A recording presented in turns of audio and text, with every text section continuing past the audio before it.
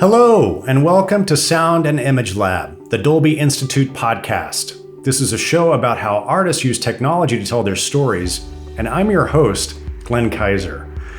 As we continue to delve into the world of sound design for games, we have a special conversation to share with you today with one of the heavy hitters in this space, Rob Bridgett. Most of you might be familiar with the work they did on Shadow of the Tomb Raider, and this conversation gets into some of the nitty-gritty of working on that game in today's episode. But also, Rob is something of a visionary in the field and has a new book called Leading with Sound: Proactive Sound Practices in Video Game Development. And in this book, they share some of their fascinating insights and philosophy on crafting soundtracks for video games. My colleague Andy Vaughn from Dolby Game Developer Relations discusses all of this and much more for today's one-on-one with Rob. So I'm going to hand it over right now to Andy. Thanks for joining me today. My name's Andy Vaughn. I work in Game Developer Relations for Dolby. And I'm joined today by Rob Bridgett, one of our longtime partners and a longtime game developer. Rob, how you doing? I'm doing great, Andy. It's really nice to be able to chat with you today and spend some time, getting into some subjects that maybe we wouldn't normally get into and don't usually have enough time to sort of dig into. So yeah, it's great to be here. Well, so for those who don't have the pleasure of knowing you in the past or knowing some of your background, how about you bring us up to speed on how you got here? How'd you get into games? Tell us about some of your previous titles and some of your work that brought you to Atmos. I guess I'll go back to around 1998 was when I initially wanted. I was initially in bands and a musician, and even way before that was very into like early computer games, ZX Spectrum, that kind of era. And so always in the back of my mind was this idea that, maybe that's something that I could try to get into or try to actually do for a living. And so around 98, after completing a film and television degree at Dolby University, my main thought was, well, that now would be a great sort of moment to try and get into like film composing or music for film, sound for film, maybe. It was less of a thing that was present in my mind at that point. And so I found this master's degree course down at Bournemouth University, which was, I think it was like composing for the screen or something very specifically about music for film. And I managed to get an interview and get along to chat to the course leader, a guy named Stephen Deutsch, Professor Stephen Deutsch. And we spent the day together, just sort of looking around the studio, looking around campus, meeting, I guess, previous students that he'd worked with. And I remember I'd sent a demo reel along to him as well of some of my music. And he, at the end of the sort of day, he'd sort of said, "Well, I've listened to the demo, and I really feel like you're going to be much happier on this brand new course that we're starting called Sound Design for the Moving Image." But by the end of that course, I'd made a lot of connections in the animation department and had a lot of friends there. For whom I'd done the sound for most of their sort of reels and stuff. And it was through one of those animators that I managed to get sort of the first interview and first job actually in a game development studio. So one of the animators had got a role as an animator at Climax Studios in the UK. Anyway, I managed to get a sort of interview there. Again, it was they were kind of interested in a bit of everything, like, oh, you also compose, you also do a bit of music on the side, that's cool. Dialogue is of interest to you and all that sort of stuff. So I sort of brought in as the only audio person, really. And back then, this was 2001, September. I remember that it was sort of brought in.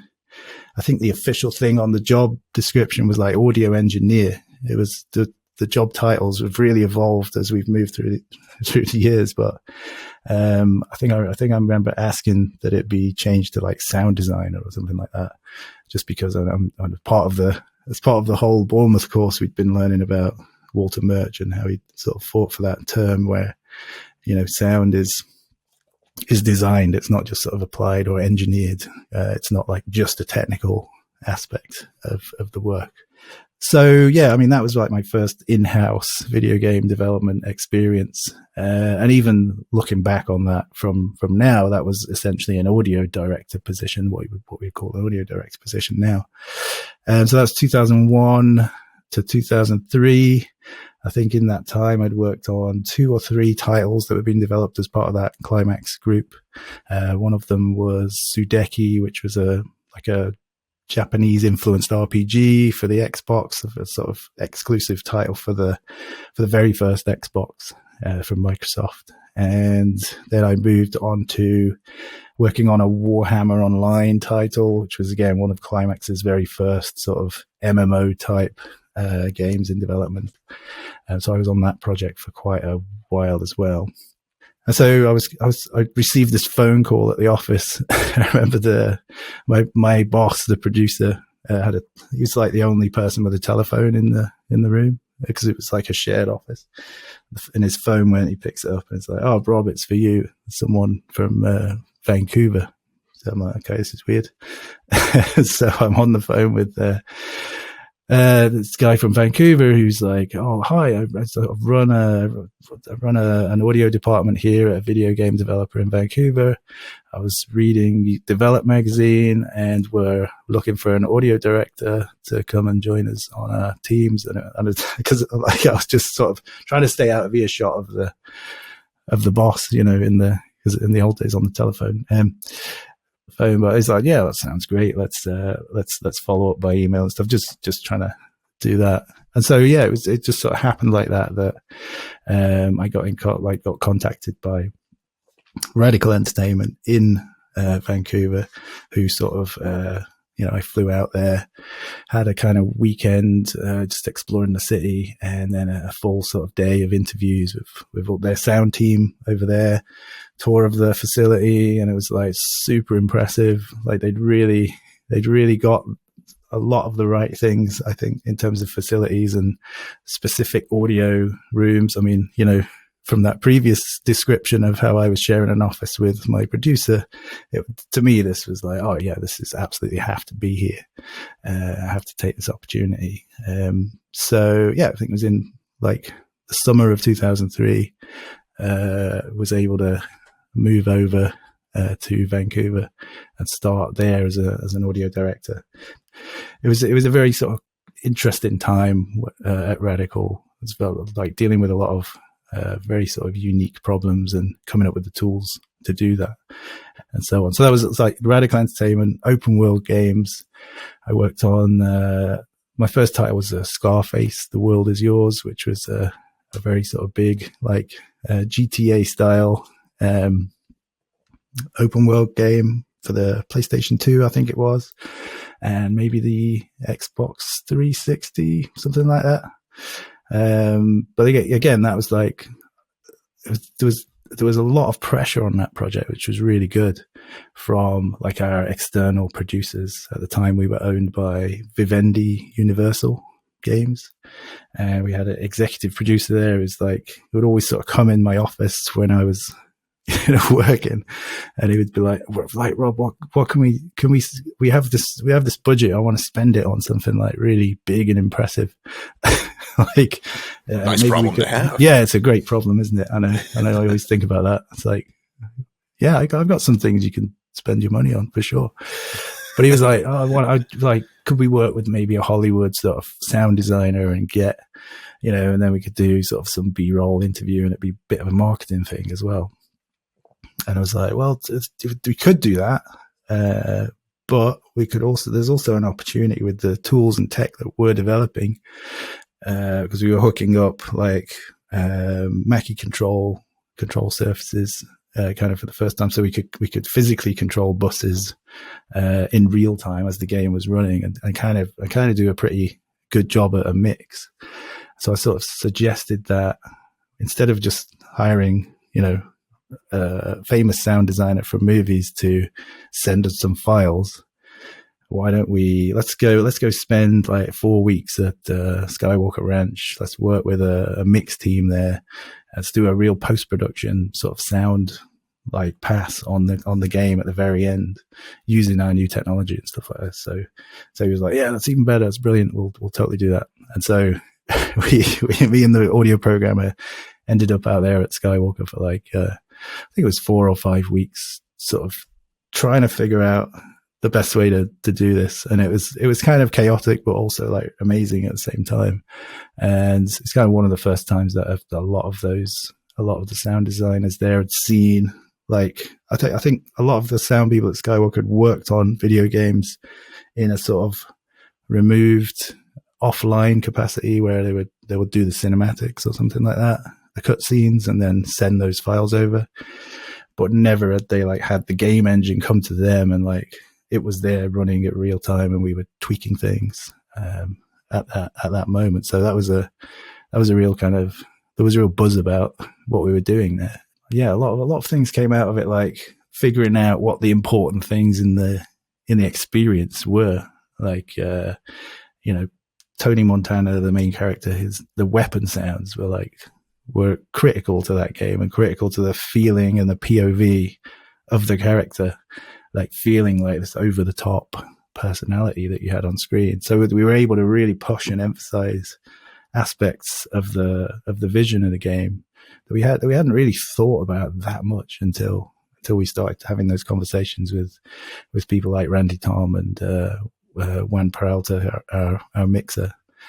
And then I think that takes us sort of to 2012, where like sadly Radical was closed as part of an acquisition with Activision Blizzard, and I think at that point I sort of I was looking for work, but I really wanted to stay in Canada. I didn't want to return to the UK or really leave anywhere else. So the only opportunity that popped up that sounded super interesting at the time was as I think it was like audio director / producer over at it's a very small indie studio out in the kind of middle of nowhere in St. John's, Newfoundland, on the extreme east coast of North America.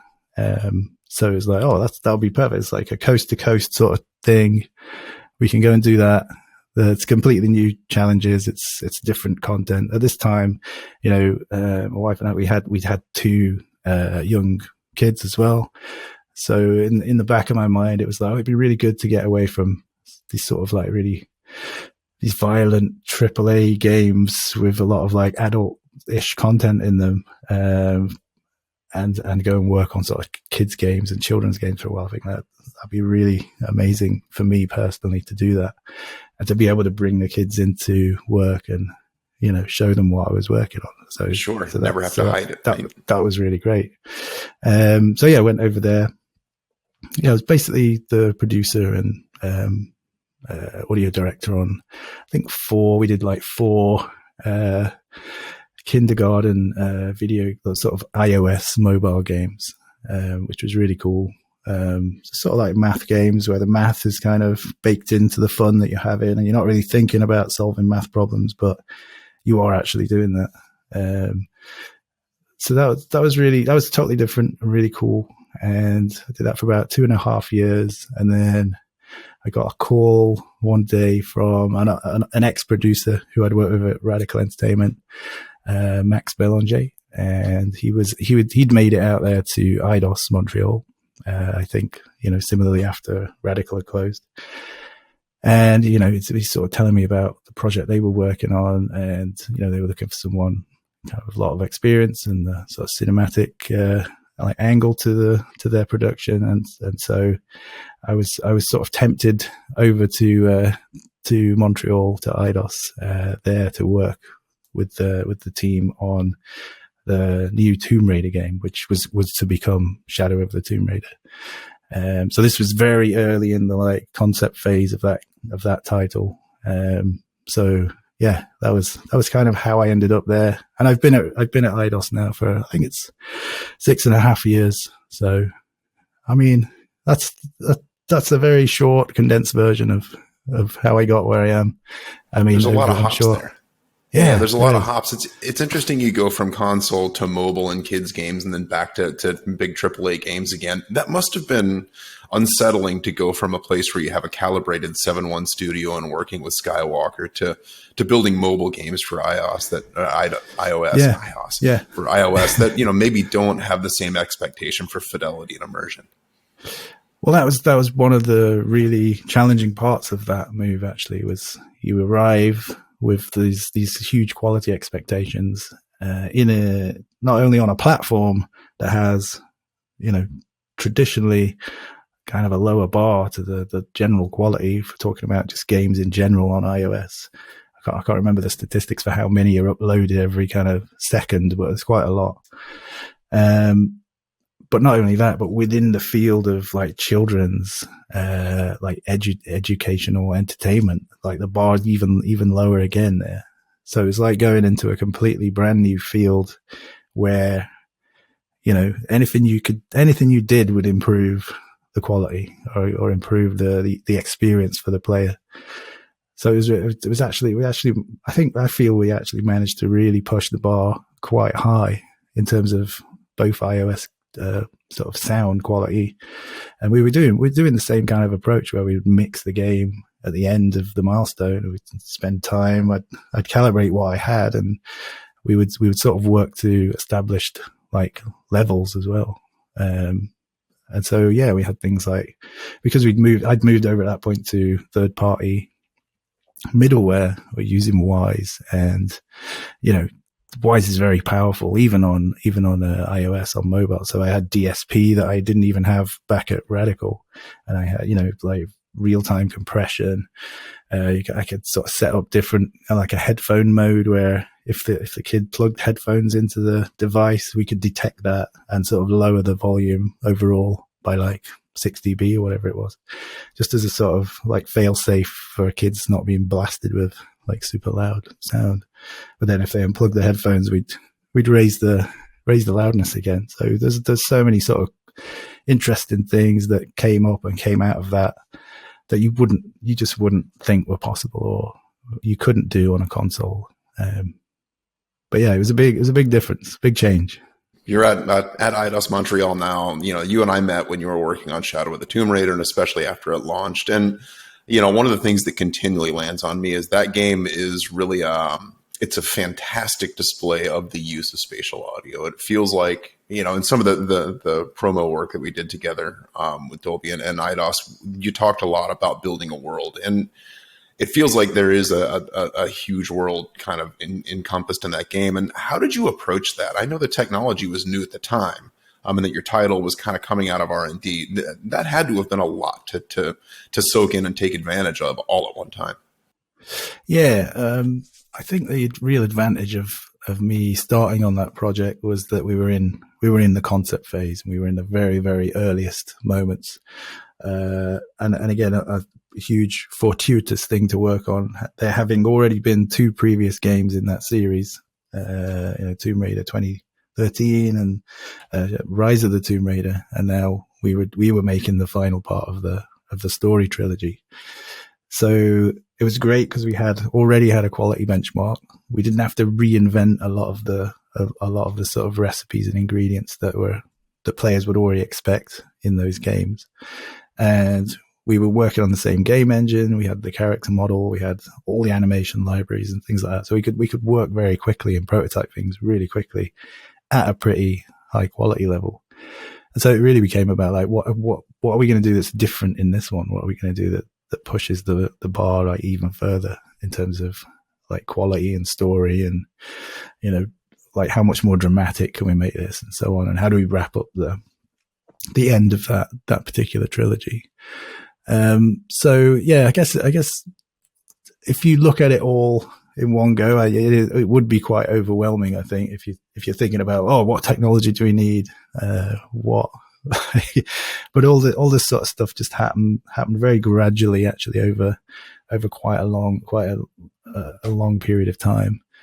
So I think one of the first things, I mean, you know, part of our studio's like foundational principles, like IDOS's foundational principles is this idea of crafting emotions, which I found really useful for audio, because it gave our audio team an opportunity to be there early in development and to lead, to sort of get there first, like with the emotion of it. What's the tone of the jungle environment? What does it feel? Even with just a still image of the jungle, I could put sound to that and use some of our composer Brian Delivera's like demo music and just sort of sit that there and have a conversation with our creative director, game director, about like the tone and about the feel of it, and about like, what's the sort of special ingredient in this, and it's like, what's different about our Amazon jungle? A lot of games have jungle, a lot of games have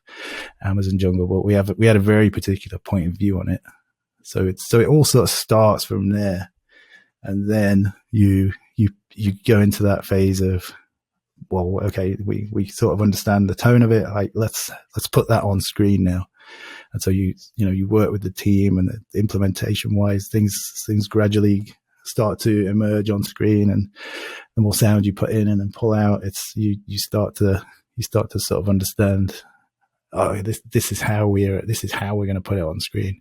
These are the techniques we need to use and to be able to work quickly to do that.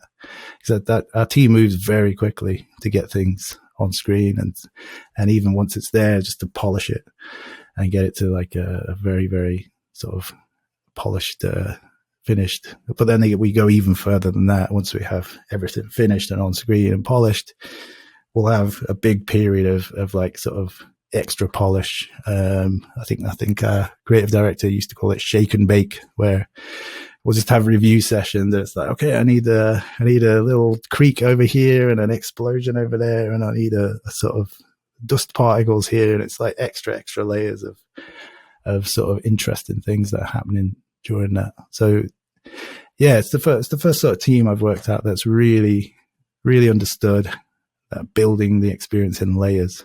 And it's very narrative driven experiences that we build at IDOS as well. So story, character, all those things are really important. And those story and character are things that sort of connect me back to, the perspective that I was learning about at Bournemouth University, where it's, that we're telling stories, we're putting a character's point of view on screen, or a point of view of the world that we've created. It's not just this, what a microphone hears perspective. It's sort of filtered through the subconscious of the character. So it's really useful in like role playing games or third person games where there's a character on screen. Yeah, we've talked a little bit about immersion and how your goal was to put the player in the experience of Lara Croft in that game. And I'm thinking about a couple of scenes like, the opening cave crawl that feels claustrophobic and totally scary, and the Paititi traverse. I think I have a little bit of vertigo still when I try to play through that, although I don't think I've ever played through it without falling off once or twice. But like those emotional moments, it seems like those are real hooks that you can tie into as an audio developer and add that extra polish you were talking about. Oh, absolutely. I mean, the story is really, really integral to, well, in Tomb Raider particularly, because it is kind of a linear experience. It does have some open areas with hubs and things like that, but essentially it's a linear experience where you're really going step by step through an environment that's very predictable for us as developers. So yeah, I mean, a lot of the shape of the experience is literally reflected in the design of the levels themselves as well. So you will have things like like if you have a spectacular moment that you want to look at a tomb or a vista, in order to get to that spectacular moment, you're gonna put the player through a very claustrophobic sort of squeeze through that goes on just a little bit too long, and you kind of like, I feel really uncomfortable. And just at a very calculated moment, you'll come out of that moment into like this big space, and just the player and the character will take this big breath of like, sort of this gasp of air. So it's everything's sort of built with these with this sort of intensity curve in mind, there should never be any moment that's like flat or intense for too long, or kind of quiet and still for too long. There's always movement, and that's something we work with across all the disciplines. Is that idea of intensity curves, where you have a very, very intense moment. We know where that is, and we know we want to get the player there. But then thinking, how do we actually manage that, and how do we draw the player in with quiet moments, and then hit them with a really intense experience. So I think, what you see in Tomb Raider and what you experience in Shadow of the Tomb Raider is a really really well thought out level design, sound design, narrative design. Everything's kind of crafted to that point. But with open world games that I'd worked on previously, it was a lot more vague. There was sort of things you could do and places you could go, and there was a story and some side missions, and we kind of just left the player to have fun in those environments, really. So it wasn't quite as guided, and it was a lot more free for the player to just go and create mayhem or whatever it was they wanted to do. So it is very nice for me to be able to work on these kind of games at the moment where, story and narrative and experience for the player is super important. Well, you mentioned Brian Delivera before, and I want to make sure we talk about him a little bit, because again, the music and the score and the background sound that it sounds like you and he worked very closely on to create for this game is amazing. And when you see some of the video clips of it, it's incredible how deeply he dove into this project. Yeah, we Brian and I had a really instant connection straight off. I spoke to him like within the first 3 weeks, I think, of arriving at IDOS and knowing that the project that we were making and seeing some of the concept work. And I was sort of introduced to Brian through another sound contact, and we met up, talked about the project, and Brian just got like incredibly excited by what I was telling him, and he went off and worked like on some demos, some music, like overnight, and sort of sent me the stuff in, like the next morning, and it was exactly what I'd had in my mind. It was like it's very textural, like creepy, spooky, kind of dark sort of score-like sound, but done on traditional instruments from pre-Columbian civilizations that he just happened to have in his collection. I mean, he has this vast collection of instruments, but with a particular focus on South American and pre-Columbian musical instruments and sounds. And he grew up in sort of South America and spent a lot of time there.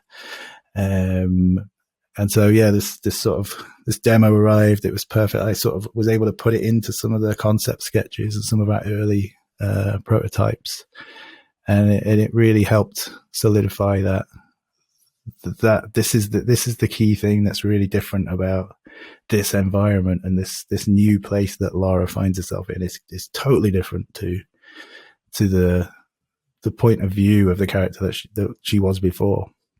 I think on the previous two titles, it was more traditional orchestral scoring, with the exception of the first game, which used a sort of sound sculptural instrument, which was really interesting.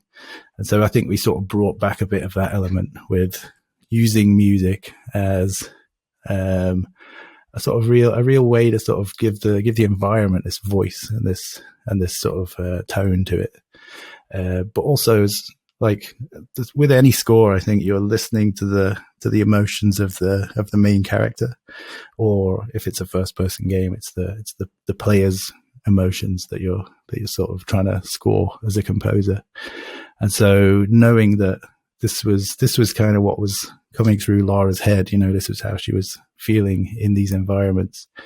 It sort of dawned on us that so it makes sense that Lara is really empathetic to her environment, is able to sort of become part of that culture in a way and part of that environment. And the fact that we're hearing this kind of music as a score, it sort of tells you how deeply she is immersed in that world. I mean, I think if you were just still hearing, a European style, sort of a late 19th century score, then it would be clear that Laura's head was still back at home in England, and it would be that perspective. But I think by introducing these sort of traditional elements, you could really sell the fact that she was immersed in that world, she was immersed in that culture, and as a tomb raider, it's something she has to do to understand the people who made a lot of these tombs that she's now faced with, and who made a lot of that architecture that she's seeing. So it's really cool to get inside not only the head of your main character, but the perspective that the character has. So Brian's work, like, sort of effortlessly, I think, achieved that effect whenever we dropped it in. And yeah, we also kept some string textures and stuff like that as well, just to sort of ground it in Laura's world as well. But that combination worked really well. And in the end, we ended up sort of, I describe it as just stealing some of Brian's stems to put in 3D in the actual world, and use them as sound effects, as 3D sounds almost, because that really helped this element of fear that we wanted to put in a lot of the tombs, which was this idea for us of the player not really being quite sure if what they were hearing was real or if it was imagined. And so particularly a lot of the dark environments, that became a really fun feature to have in there. It was like, well, you can hear sort of death whistle type breathing sounds, but is that part of the score or is that part of the world? Because when I move my camera, that sound moves as well. So you're never quite sure what's real and what isn't in those environments, which I think works really well for that particular game as well.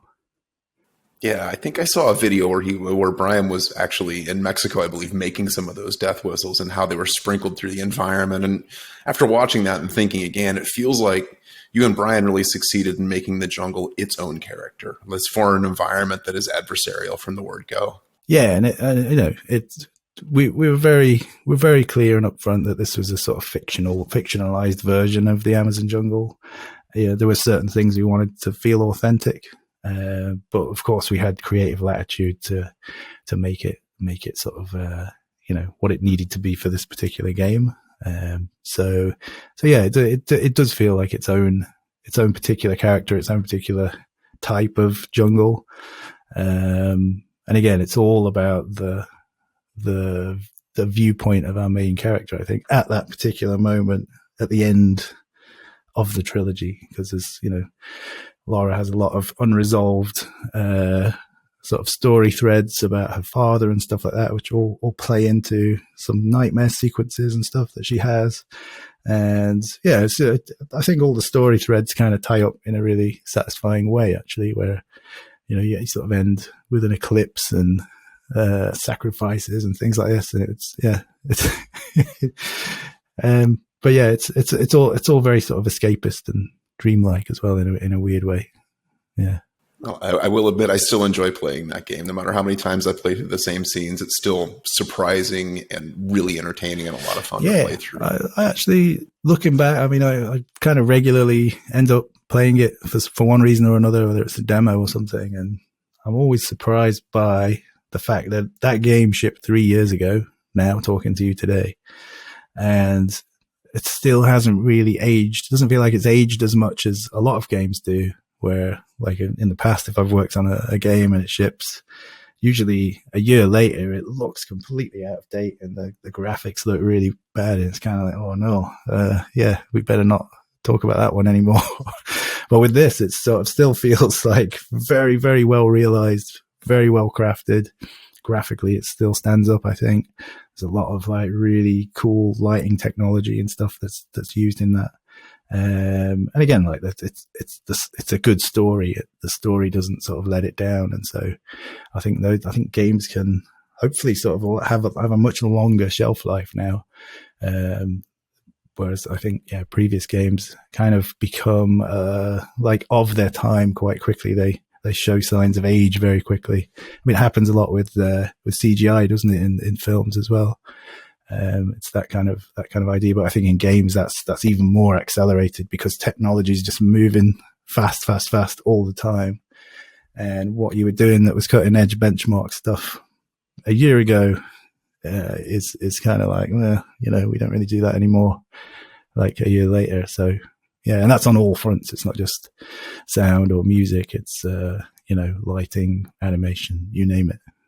Yeah, absolutely. It feels like, as technology booms in games and it's really cruising along at high speed now, it does feel like games have this risk of becoming a fire and forget effort that get this one done, get onto the new technology, and then one up yourself in the next one. And it feels like Tomb Raider has avoided that effect in a very cool way. Yeah, no, I think it just sort of come down to that story aspect of it, that narrative, and the character being really kind of like relatable and human, flawed. It's a lot of things in there that are traditionally not what you'd associate with video games. It's definitely more. It is sort of leaning into the cinema and the storytelling of cinema, I think. Yeah. Mm-hmm. Well, and it feels like it evokes the right emotion too. I still feel guilty every time I fall off of something, or every time I send Lara off into an abyss, and I don't know where that guilt comes from, but it's real. Yeah, it's just like. Yeah, I mean, some of the deaths and stuff are particularly gruesome, aren't they? But I think that's why you feel probably guilty, is because you just moved the sticker like a millimeter too much to the left, and now you've got to start the whole thing again. So yeah. Yep, that tsunami in Mexico. I think I almost shed a tear once or twice when I fumbled. Well, that's another part of that franchise, is this idea of spectacle and just like absolutely crazy stuff happening.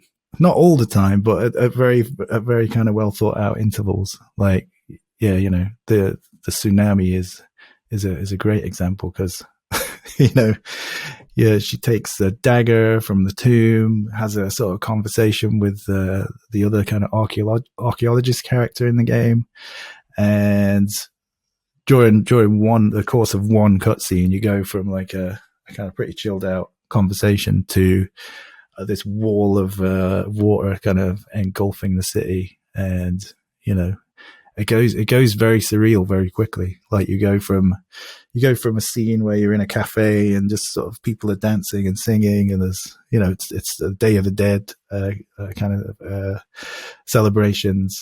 You go from that to seeing the same sort of environment, but now underwater, and that sort of scene where it's kind of like the movie Gravity, where it's just like you don't know where up is, and there are sort of objects floating around in the water that you saw in the earlier scenes. It's like, so it's kind of amazing, the spectacle that we really are able to put on screen in those games, and it's great that the team doesn't shy away from those things. I remember thinking that, and quite a few people thinking like, how are we going to put this on screen? Like it's impossible. We can't do it. But we found a way. We felt like the more extreme ideas we come up with, it's almost like the team really relishes the challenge of being able to realize that and put it on screen. It's sort of like, we have to do that. We have to put it on there. Yeah. Excellent. Well, okay. So a quick transition here. We're talking about, surreal experiences. We're talking about, creating an environment that's fully immersive. And so we talked a little bit about what you're doing at McGill, and can you tell us a little bit about the work you're doing there? It's kind of a departure from video games, right? Oh yeah. Yeah. So I think it was about a year and a half ago. I think it was actually at one of the Dolby Atmos demos that I was doing for AES. I think it was I don't remember the year. It must have been 2018, October, whenever that was. And after I'd done the demo, so we did an Atmos demo of the game. I showed some of the scenes we talked about. And then after that, I remember having a conversation with a student from McGill University who was super interested in the spatial elements that we were talking about. And then through that conversation, I got talking to the professor there at McGill. And yeah, we realized we were just like 2 blocks away from each other, like IDOS Montreal and McGill. They're both downtown Montreal. I invited them over to our studio again for like a sort of similar demo to that AES demo, just for the students. And then they invited me over to see their facilities. It's really amazing because this is kind of normal looking concrete building. You kind of think nothing of it. You go inside, elevator down 2-3 floors, and then you step out into this enormous, like mind-blowing studio. space. Yeah, it's huge. Yeah. Have you been in there? Have you seen it? When we had the oh yeah, you were there for the. We did a demo there together as well for I think it was a Wise World tour. But man, that studio is shockingly cool. Well, there's it's an enormous room. I can't remember how many cubic feet it is. It's like one of the biggest scoring stages in probably North America, I think. And it's all floating. The whole room is floating. So like engineering wise, it's just a sort of miracle. And the whole thing's in downtown Montreal. You just wouldn't know it was there. So it was kind of amazing to see that. And so yeah, we always we're like, oh yeah, it'd be great to go and record something there, or it's cool to have that place in mind. Now we know it's so close. And then like a sort of funding opportunity came up where we could apply for basically some funding to do a research project. And so the professor and I worked on a sort of pitch for that, and we were successful. We got the green light for it. And so essentially the project is to record spatial music, or some different forms of spatialized music, and to have that as a demo inside a sort of game engine environment. So we came up with like a very quick sort of top-down map of a sort of a path through the woods, very foggy, if you can imagine, like lots of volumetric fog. You're walking through the woods, and then you come into this open space with sort of I think we originally had sort of standing stones, and there was supposed to be music emanating from the stones, but that's now morphed into this even weirder and more cool idea of like these sort of reflective black orbs just floating around in this space for no reason at all. They're just sort of floating there, and each one of those is like a musical positional voice. And then you go through that section across a kind of a ledge, which is like a sort of refresher moment where you hear a bit of ocean sound, and there's a bit of sort of danger there, and then you walk into a smaller clearing, and it's like the same sort of idea of different sounds now, different instruments sort of moving around. It's very abstract. It's very sort of very, very different kind of project. It's something we wouldn't normally get time to work on or do, which is really valuable to us as research, just because, it's a kind of beacon project for our studio, because it enables us to pause our normal ways of working and do something just very, very, very different and driven by the music itself. So the general idea is it's this abstract environment, and you walk through it, and music kind of leads you through it, and each environment kind of has a different musical tone and musical feel to it, and all this is spatialized as well. So it's done using sort of ambisonic beds of music, also some 3D, some positional elements as well, some objects.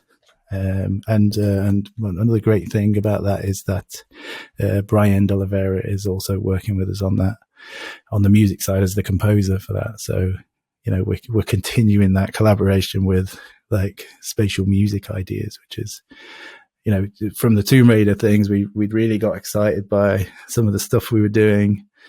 Always had that idea that we could push it further, and so with this, we're able to do that and just try and experiment with that as well. And already it's certainly influencing the way that we think about music in games, particularly. And traditionally we keep our score to the left, right, or to the the quads, and we keep it in a sort of static position for the most part. But I think there are opportunities, particularly like we mentioned, those sort of spectacle moments in games where, suddenly you're underwater or you're in a nightmare sequence or something like that. There are these spectacle moments and opportunities where I think you can suspend the normal rules of where you put music in the mix, and you can make the, sort of instruments fly around and do very strange things that you totally wouldn't expect, or you wouldn't normally do for your normal score for 90% of the game. You wouldn't have things flying around just because of the distraction element of that. But if there's a very surreal moment, then it's like, of course you want to do that. You want to magnify all those, the sort of like weird things happening, stuff not obeying rules that it normally obeys. I think that's great. So yeah, it's really helping us to figure out like how much we can get away with in the normal score storytelling, and how much crazy stuff we can do when it's spectacle. So it's like a really, really great project. Actually, it's turned out to be. It's just we're always challenged with having time to work on it as well, because we're working on other games at the same time. But yeah, it's always something that's nice to come to and just sort of play with and work with. So it's really cool. Yeah, it sounds like it was a good opportunity to kind of loop back to avant-garde Rob chopping up music and doing things that maybe shouldn't have been done, and bring this back in another form. Hey, you're right. That's what's happening. That's what I'm doing. I'm still trying to get my demo into a game. Well, all right. So can we see this demo, or is that still in creation? Well, that's a good question. Our sort of goal is to finish the sort of the build at the end of this year. So yeah, end of 2021. We'll probably have some like debugging and QA to do, as well as maybe some cross-platform stuff to look at in the new year. But we're hoping to sort of have it available for people to download as an executable on the PC, just the build itself. And also, like, we want to share the Wise project as well, and have people be able to open that and connect it to the build as it's running. And then we're at some point further down the road, we'll look at the different versions, because we still really want to get that running on the PlayStation 5, because we want to listen to how the spatial audio works on the headphones on that platform, and the Xbox Series X as well. So yeah, it's a sort of there's no profit to be made on it. We're putting it out kind of free. So it's I think it's just like a little weird demo. But yeah, I think it'll be available somewhere on some platform at some point in the early. Just stay tuned, right? It sounds like it's a really unlimited creative experience, and a chance just to kind of let the ideas fly, which must be freeing for you at some point. As wide open as a game like Tomb Raider is, being able to say throw away the rules and go do something just for the fun of it has to be a nice change. Yeah, well, I just think that simple notion of letting the music be the main thing in the demo, like even from a technological standpoint, there's no cap for us in terms of audio memory on this project, because like the visuals are pretty scaled back. It's like a black and white misty environment. All the emphasis is therefore on the music and on the sound. So like we got all the sample rates are as cranked as we can possibly get them, and the audio memory is like as big as we can make it. I mean, those are the sort of constraints that we never normally get to flout, It's like the toy box just got dumped out at your feet, right? Use whatever you want. Yeah, absolutely. So it's like, okay, well, let's see if we can do this. Because I'm not even sure yet. Like if we can run sort of uncompressed PCM, ambisonic, it's like finding all this stuff out as well. It's like, are we actually going to hit some limits at some point? Because normally we are just working in this very, very limited memory pool a lot of the time. And that's obviously become less and less of an issue these days, but 15, 20 years ago, it was make or break sort of decision about the game shipping or not, is if you could fit the audio in memory. And if a certain dialogue line didn't play, it might ruin the story for someone, but hey, at least we shipped it, at least we got it on the disc, and it might play, it might not, we don't know. So it's like, I think our priorities have moved quite significantly to favor the audience and favor entertainment. Whereas I think in the very old days, I think it was largely a very software programmatic environment where the definition of success was just the game running and not having bugs, rather than the audience like enjoying the story and stuff like that. So I think the pendulum was really moved into games being like very, very popular and serious entertainment media. Certainly up there with cinema and film. Most definitely. Well, you've taken me right to the front door of another topic I want to address with you. You wrote a book with, in the middle of all this other work, you wrote a book called Leading with Sound. And I've been reading through it. I will admit I haven't gotten all the way through it yet, but there are some great points made there. I especially like your commentary on it shouldn't be about what sounds I can make. And maybe think more about the player. And I know that's kind of a long-term learning, but can you tell me more about that and more about your book? Yeah, sure. So this book, Leading with Sound, I wrote it. I think it was during the 2020, the pandemic. I remember that. That was the thing.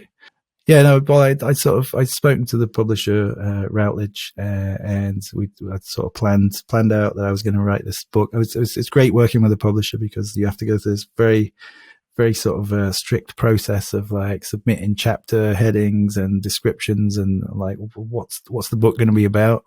It's not like you can just sort of write it with no idea, which is kind of how I've written previous things, but this had to be very structured and follow. So the good thing about that is you have this plan that you have to follow.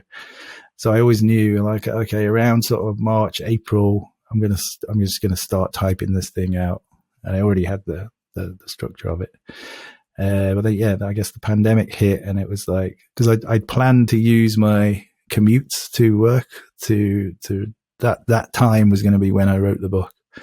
So now it kind of worked out okay because I still had that time, but I was now at home. It was warmer. Yeah, it was definitely warmer. And yeah, it was so yeah, it took, I think it was like in September that I'd finished it. And essentially the main sort of topic of the book, I guess, well, there's two sort of things. It's like the whole, I've tried to break down all of the audio work that we do in games into sort of 4 food groups. I know in film we often talk about 3 food groups of like music, sound, and dialogue.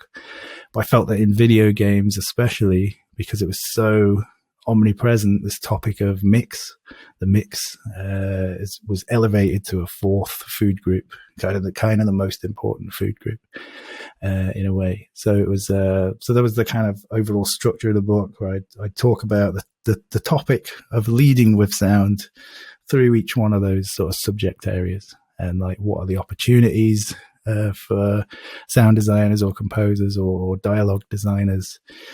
Like, what are the opportunities that they may be missing early in, pre-production or production, and trying to de-emphasize this idea of post-production. I know it's something that I've spent a lot of my time trying to create and defend in video, and I still maintain that we 100% have to have post-production time. We have to be kind of the last part of the baton race, if you will. We still need that. I'm not arguing for that to go away. That's still critical. But it's like, it feels like those are the gates of Valhalla for us in audio. It's like, once we arrive at post-production, we should already have all this other stuff figured out and kind of ready to just spend time tweaking and making some very final kind of minor, sometimes you can make quite major adjustments in post-production, but the point being not to do all the work of game audio in the last like 4 weeks that you have, because like without that final phase, you can just find yourself like fixing bugs or trying to design a weapon sound that isn't quite right in the last moments of a project. And of course you can still do that, but it's like you don't need that panic. You don't need that like just like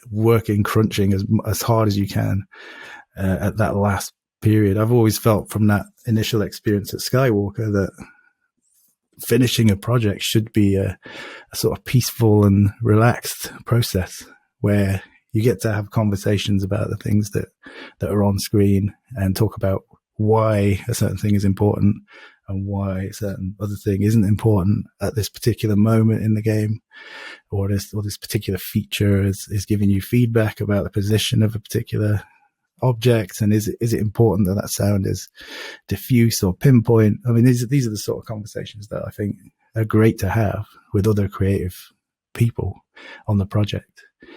And at that moment, at that post-production moment, that's really the time to get to do that.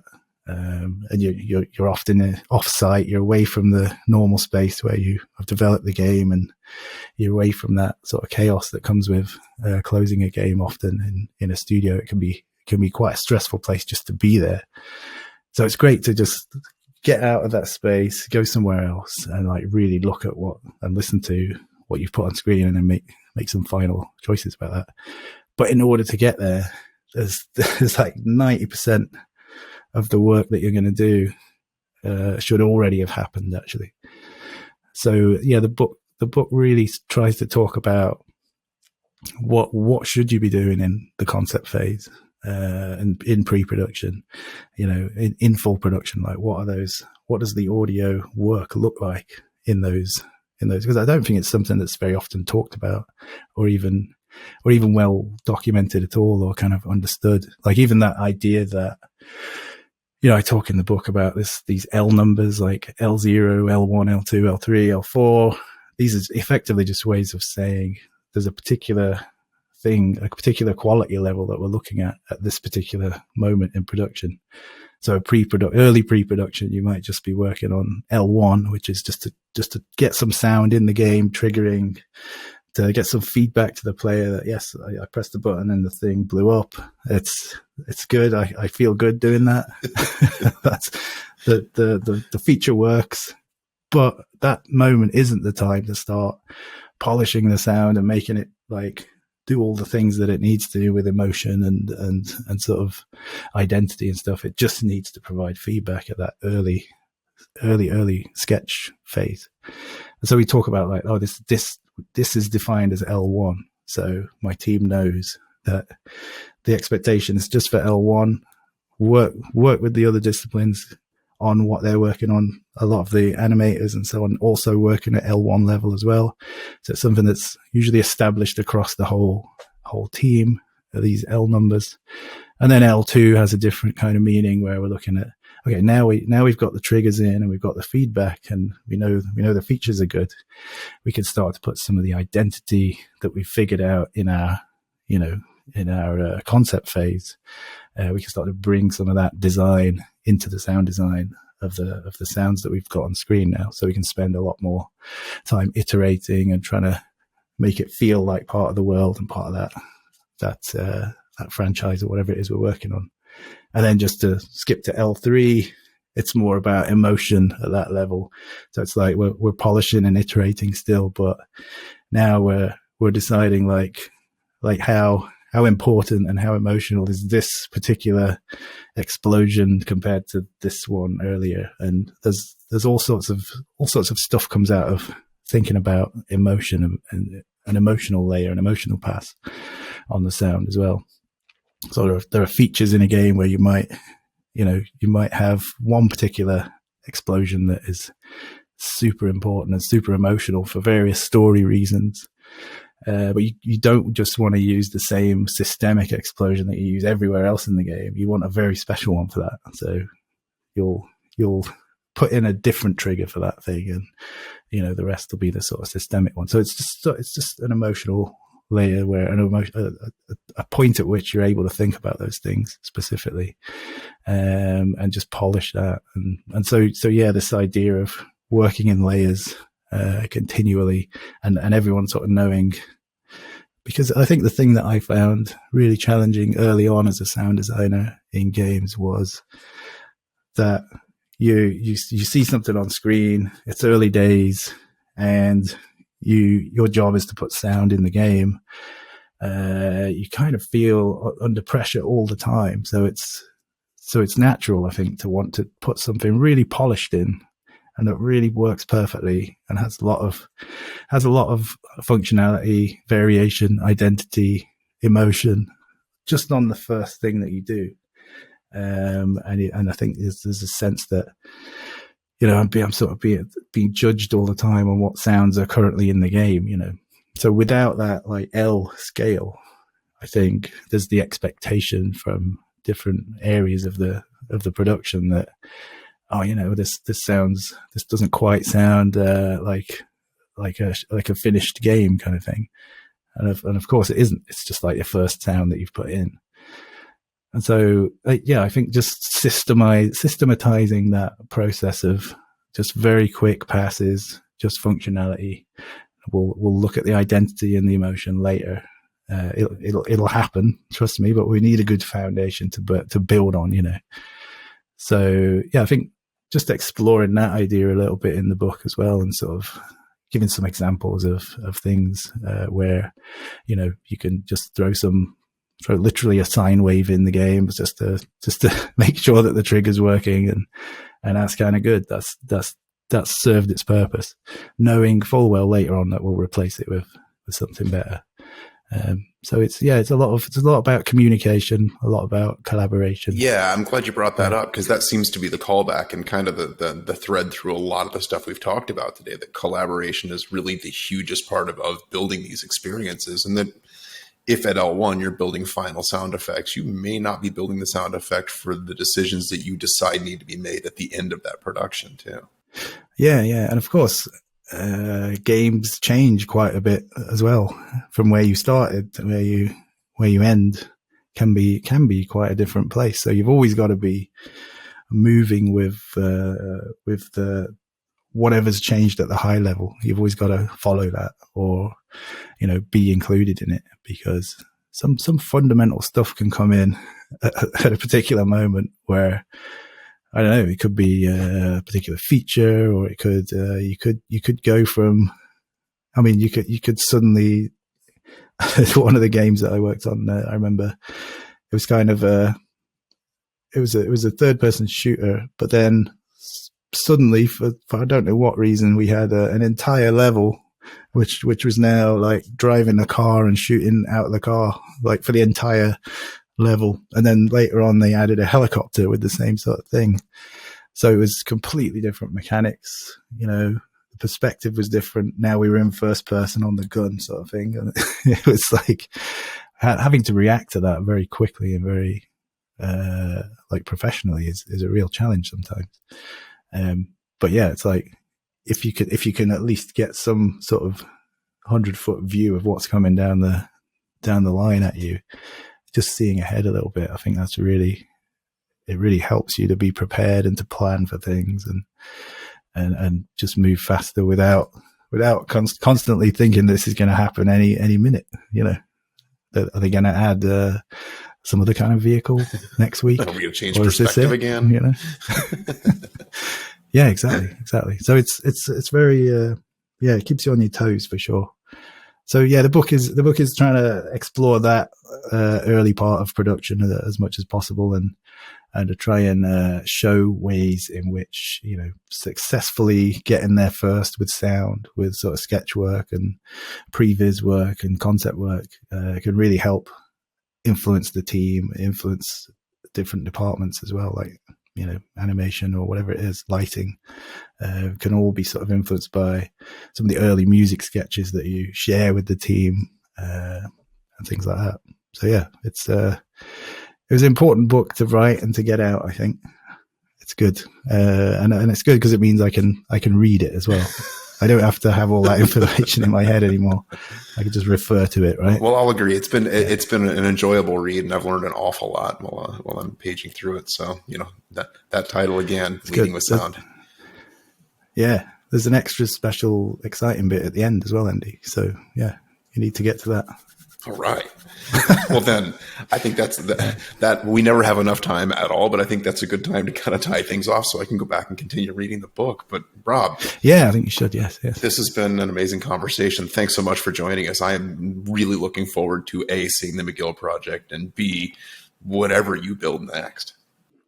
Great. Thanks, Andy. Yeah. And it is a great opportunity. I really, really enjoy both sort of watching and listening to these Dolby Institute podcasts, because they do allow us to sort of expand on a lot of these topics that are normally, even in something like a GDC presentation, you've maybe got half an hour and you can only talk about the tiny thing. But yeah, I like the format and the freedom to delve a little deeper here. It's really nice. Watch out, we'll be coming back to you for a series next. Oh, great. I like the sound of it. All right. Well, thank you, Rob. All right. Cheers. Thank you, Andy, and thank you again to all the folks at Eidos Montreal for helping put that conversation together. We have another gaming-specific episode coming up on the podcast feed, in addition to our usual programming covering film and television. So if you haven't already, I hope that you subscribe to us, please, the Dolby Institute podcast. You can find links to our dedicated podcast feed in our show notes, or you can just search for Dolby wherever you get your podcasts. Until then, thanks for joining us. This is Sound and Image Lab, the Dolby Institute podcast. I'm your host, Glenn Kaiser. Our producer and editor is Michael Coleman. Our executive producers are Amanda Schneider and Jack Ferry, with production support by Taylor Hines, and our production coordinator is Sunny Chen. Thank you for listening to us.